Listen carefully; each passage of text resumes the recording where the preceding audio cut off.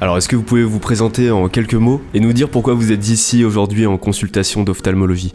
Je suis ici pour une chirurgie réfractive. Voilà, j'ai 27 ans, je suis porteur de lunettes depuis maintenant 10 ans. Et pour moi, c'est un véritable handicap de porter des lunettes. Donc c'est vrai que quand j'ai appris qu'il était possible d'avoir une chirurgie et d'enlever ce handicap, je me suis tout de suite renseigné pour pouvoir la faire.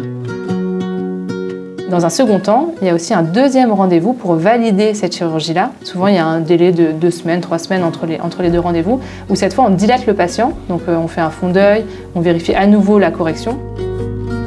Donc là, je suis là aujourd'hui pour le deuxième rendez-vous pour des examens complémentaires, un peu plus précis, un peu plus poussés, et ça prépare la chirurgie qui est du coup semaine prochaine. Est-ce qu'il existe des complications suite aux opérations? On informe aussi le patient du coup des risques de la chirurgie parce que la chirurgie réfractive reste comme ça s'appelle une chirurgie.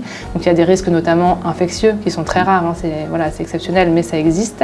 Des risques de retour de la myopie quelques années après qui sont anticipés si ça arrive, c'est pareil, c'est des choses assez rares. Et à la fin on remet le devis, on informe le patient du devis, du coût de la chirurgie réfractive et du consentement nécessaire. Donc c'est une fiche de consentement que le patient devra rapporter signer le jour du bloc. Comme dans toute technique, il y a des risques, des inconvénients, des effets secondaires, des compromis. Mais dans la majorité des cas, les patients sont contents parce qu'ils n'ont plus recours quotidiennement à leurs lunettes ou à leurs lentilles. Il y a des gens souvent qui viennent parce qu'ils ne tolèrent plus les lentilles au bout d'un certain temps, au bout de 10 ans, 20 ans, 30 ans de port. Eh bien, donc la chirurgie réfractive est une alternative. C'est vrai qu'on touche à l'œil, c'est jamais évident, mais en fait maintenant j'ai juste hâte. Voilà, j'ai juste hâte de la faire. Je sais que c'est une chirurgie qui dure pas longtemps, il n'y a pas d'anesthésie générale, donc maintenant j'ai juste hâte de revenir chez moi avec des nouveaux yeux.